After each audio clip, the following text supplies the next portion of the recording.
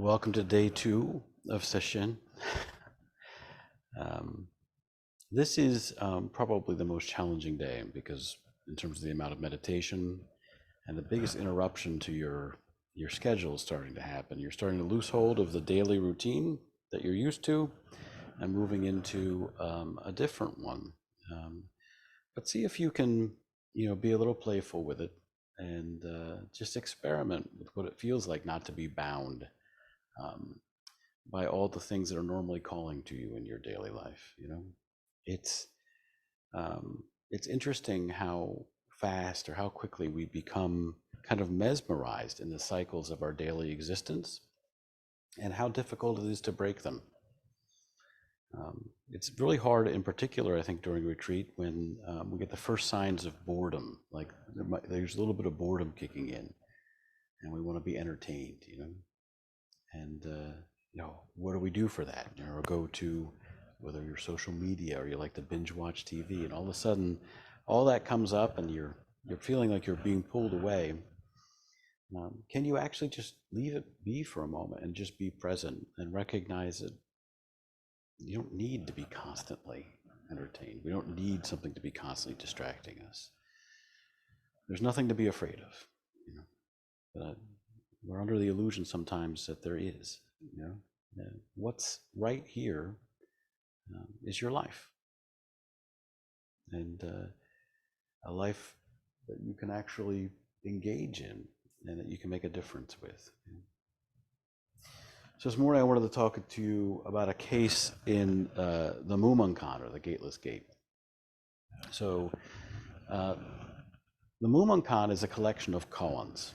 And koans, the word is translated from the Chinese word, which means basically public case.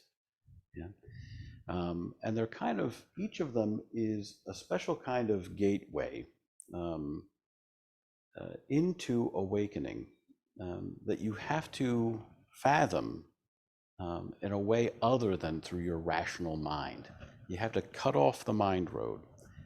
And when you do that, you're able to place yourself directly in the experience of what the interlocutors are going through in the koan. And then you can bring back the wisdom that manifests when you don't rely on knowledge as your primary source, right? When you're aware more of what's arising organically in you and through you, when you drop off the voice. And Gateless Gate is very appropriate for that, right? You can only penetrate this gate when you recognize that you're already on the other side, that it's never far from you, and that you don't have to beat a path through the world using your rational mind. And so it's the 15th case in the Gateless Gate. Let me see if I can.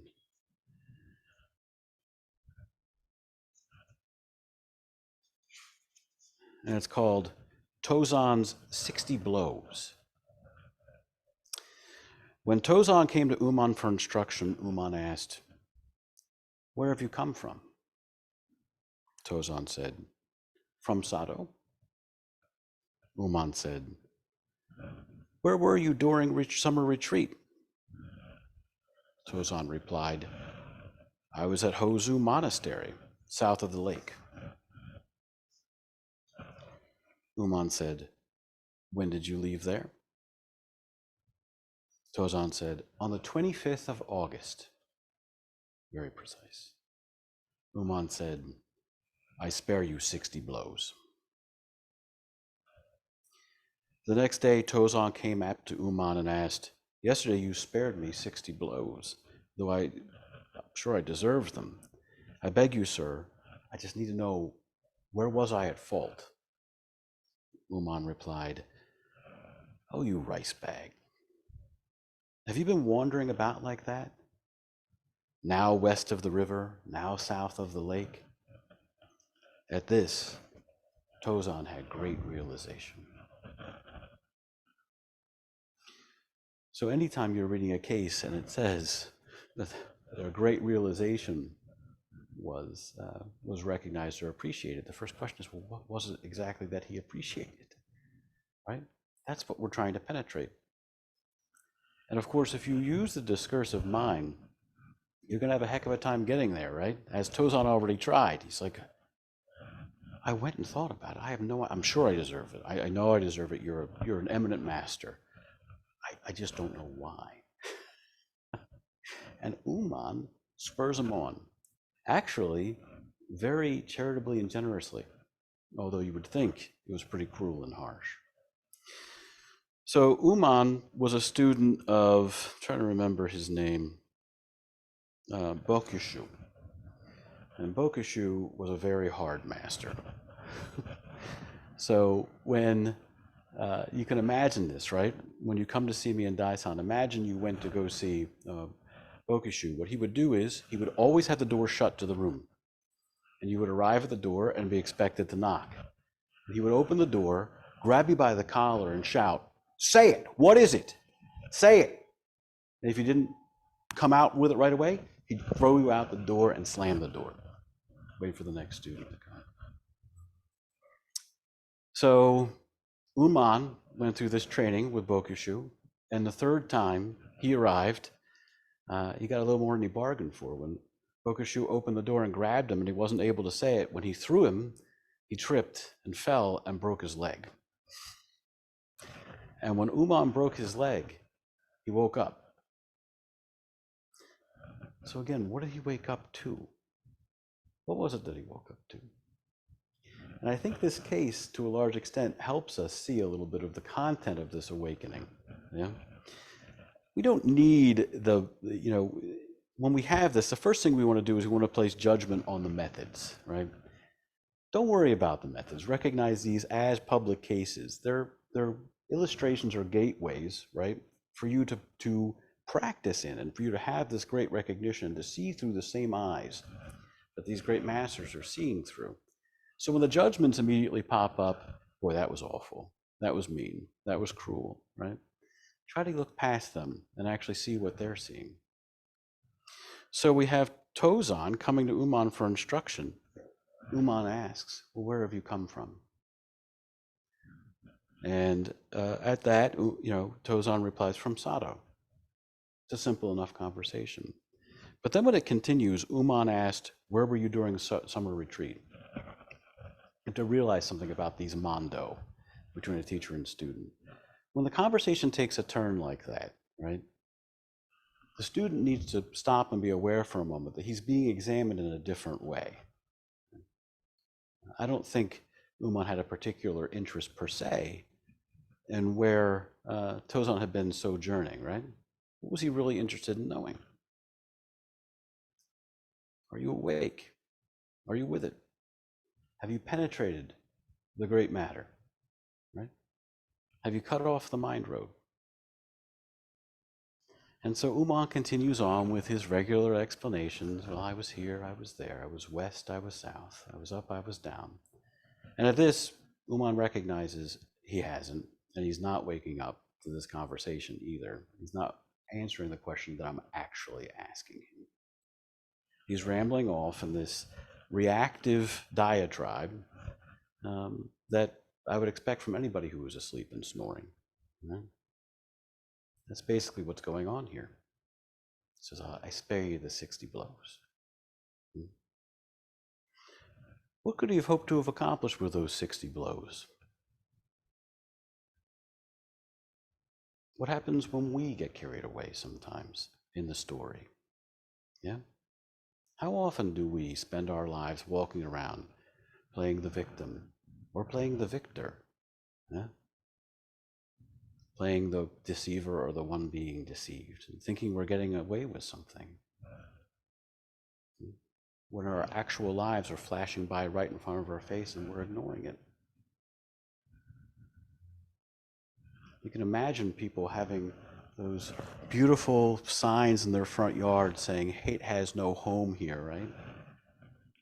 And swearing as they're pulling down the driveway that they're late to work and that jerk's going to tell me off when I get there. It's so easy to get seduced in the story, so easy to want to put up a veneer, that says, hey, I'm awake or I'm special. Right? without actually just doing what it takes to be awake and be special, and that is to be present and open and aware. And when you do that, the opportunities to manifest as compassion, they just arise organically from that. When you're able to drop the story for a moment and just look around, I promise you will see suffering around you. And if you drop the story, if you become a person of no rank and you actually apply yourself fully to the situation, you'll see that compassion just manifests directly on the spot. When you recognize, that you're it. You're it. There's no one else who's going to come along and solve the problem that you see directly in front of you. You're the one.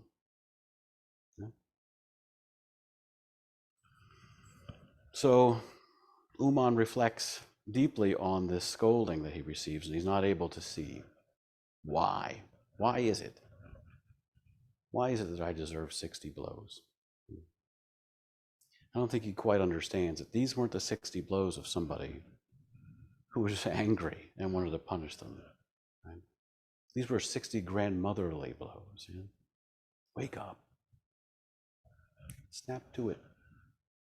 Come back. Somebody comes back and says, I don't know what was going on.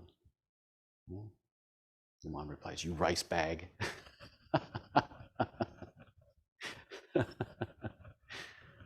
Rice bags strewn across the shoulder and carried about here and there. Has no independent awareness or awakeness or volition for that matter. Just being carried around. Is that how you walk around? Now I'm west of the river, now I'm south of the lake. And at this, Unmon does wake up. What does he wake up to? What do you wake up to? What can you be aware of right now? What's coming up for you? Beautiful prayer flags that are dancing in the wind that Rowan just hung up, or the wind chimes, yeah. Or I'm actually seeing through that glass without the haze from months of incense that Valerie applied herself to, right? Or just the awareness that we're all here together in practice, and our friend online as well, all the way from New York. Here we are, right? All together. What a wonderful feeling of compassion and togetherness and oneness that's always right in front of us, and yet so far away if you try to think it through. Sesshin means literally gathering the heart-mind. So I call it a meditation retreat because nobody would sign up for some weird Japanesey name. But the actual root name of what we're doing here, Sesshin, is aligning, right? Aligning the mind with our heart, bringing ourselves fully into the present, not just in our heads, with our bodies, with everything that we have. Now, when we do this, we make ourselves available. And then we're no longer walking around and weaving a story. We ourselves recognize ourselves as the woven one. We don't sit meditation. The universe is sitting us. And we're one with that. We're one with the song. We're one with the dance. No need to walk about west of the river or south of the lake. Just come home. Just come home to right now.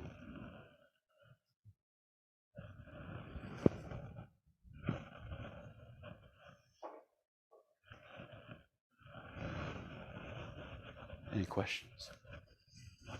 Any thoughts? Reflections? Nothing's coming up for anyone? Thinking of how I would have replied I'm thinking of how I would have. So I don't know if you can hear. I'm going to get this microphone. You can repeat your question so that we're all hearing each other.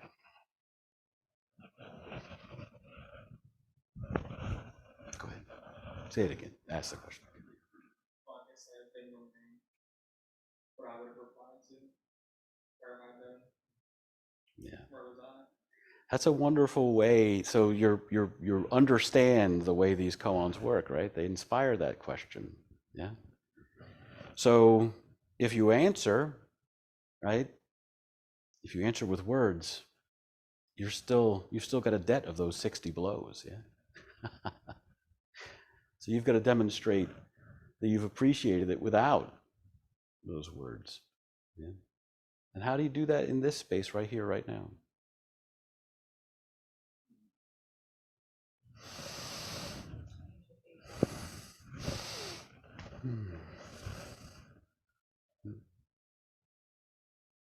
Well, good morning. One of the cases of the Mumonkan has the Buddha giving Dharma transmission to Kashyapa, one of his disciples. And he does it, all the assembled crowd is there at the summit of Mount Gudakura. This whole crowd is present. And the Buddha picks up a flower and begins twirling it. And Kashyapa looks, sees the flower, and smiles. And the Buddha says, I've transmitted it now. Now you're Maha Kashyapa, great Kashyapa. Right? All of the Dharma is contained in that very transmission. The rest of us have to struggle through a lot of koans. Yeah. But I want to make clear, because sometimes there's a feeling that, well, if I can just relax in the current moment, that I'm going to find bliss. Yeah. The first thing you find when you actually show up and you're present isn't bliss. You see that suffering small self that you've been tied up with. You see all the hurts of a lifetime that you didn't want to deal with. Yeah. And they're still present. You may not identify with them as fully now, because when you recognize that you can see them, when you can become meta aware of them, it begs a deeper question: who am I? Yeah.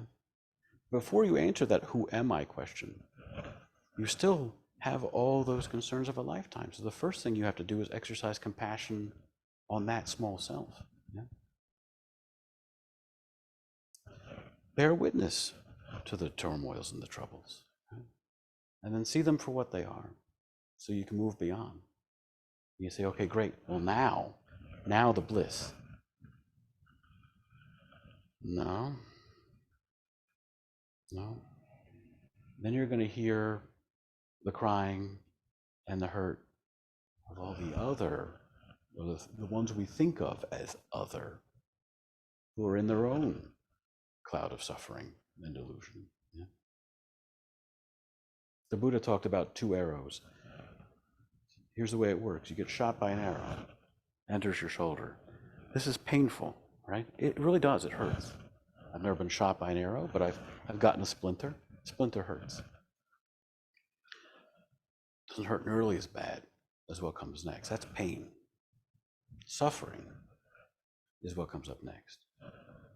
Been shot by. You just shot me with an arrow. What is wrong with you? Why would you shoot me with an arrow? Who even let her have a bow and arrow? It's ridiculous. Why doesn't someone step in?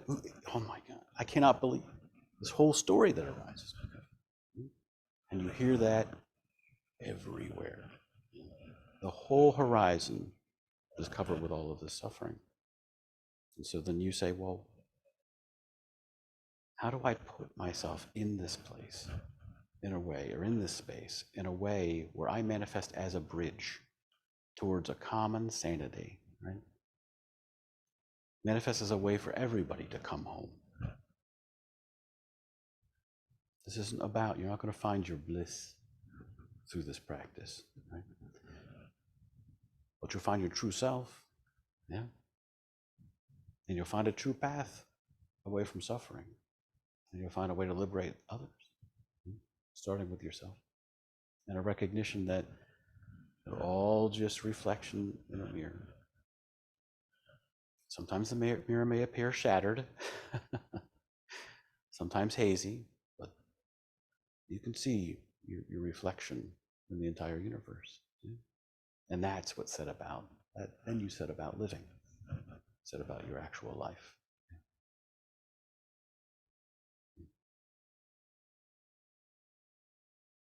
What else?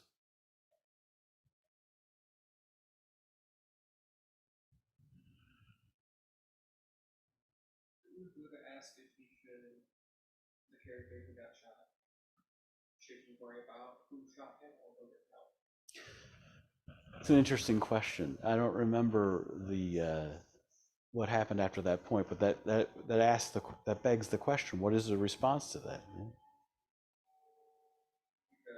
Really nearby village and seek compassion. What is the obvious thing to do if this physical self has been harmed? Right? Is to take care of that. Yeah. Yeah. You know, if you're a parent, the first question would be, is everyone around me okay? Yeah. Yeah. So there's no more arrows coming for the rest of you. Yeah. And then how do we heal the harm from this arrow? And what was it that inspired you to want this to shoot me? How can I come back and build that bridge? How did killing come about? How did the thought of killing come about? There is no thought of killing if you get rid of the underlying concepts of self and other and hate and love and heaven and hell. There's no thought of killing. You can't even, it just can't be conjured. So where did it come from? Right? And what concepts did I contribute to the narrative? Yeah? What part of the story did I play? It gets you in a lot of trouble, yeah.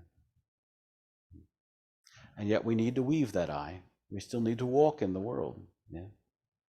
I've said it before.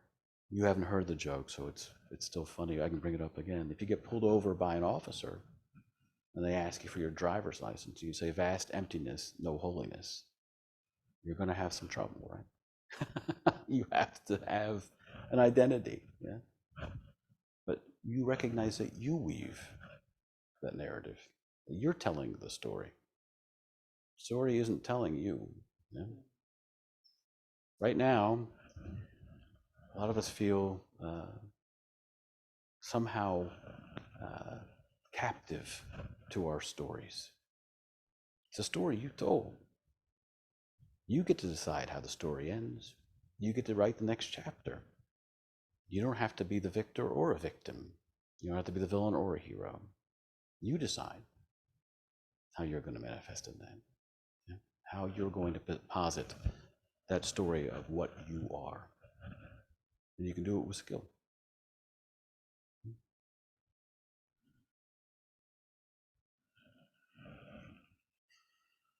You know, one of the first steps it takes is the bravery to take a step back and actually look within.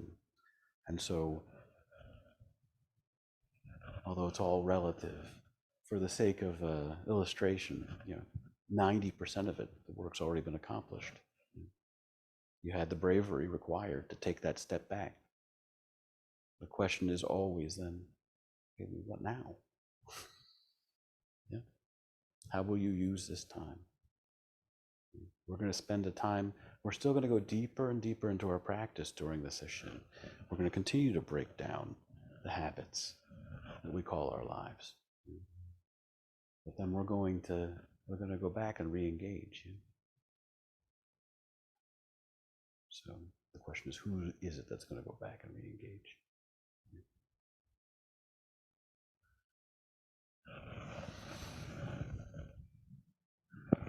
All right. So we're going to break now for lunch. And I don't have the listening schedule. It is then, you'll have 2 hours for rest and creative practice. Yeah. So just work on how you're feeling. If you're feeling tired, take a nap. But another good way, if you're feeling, hey, I'm I'm ready to engage would be to get out there. I don't know if either one of you practices art or writing or takes pictures, but just get out and look at what's coming up for you, in a way of creativity. Try to reflect what's coming up through an artistic medium, through writing, through taking some pictures, through making some drawings. And it's a tradition that during retreat, if we do that work, that we spend some time at the very end of retreat sharing the product of our reflections with everybody. Yeah? When we have our closing circle. So those are your hours to use them the way that makes most sense. At this point, make sure that you're getting enough rest, because it's all of a sudden I'm sure you're surprised by the fact that meditation is not how do you say it, an effortless endeavor. Yeah, it's work. It requires energy. Yeah? Staying awake and sitting still is not a simple thing. So make sure you've had enough rest, and then spend some time reflecting.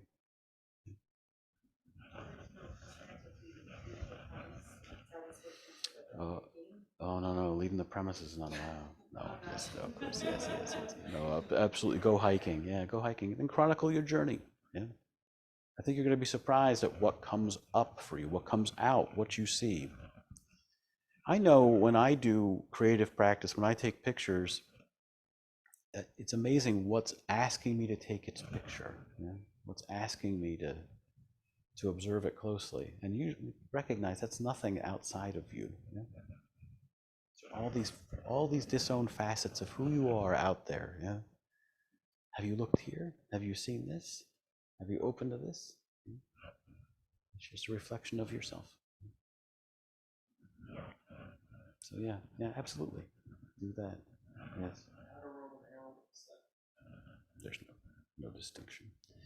For the sake of discussion, we can use terms like outer world or inner world. Yeah? But there's no distinction. Yeah. So, you know that mountains walk, right? That's what Ehe Dogen told us. Yeah. Oceans cry. Rivers sing. All that's available for a deep place of practice. And we're going to go even deeper over the coming days. Yeah. I have a smaller group, right? Lots of attention for this group. Isabel, you're not outside of my reach. You're right here with us. Yes. All right, let's have lunch. Yeah.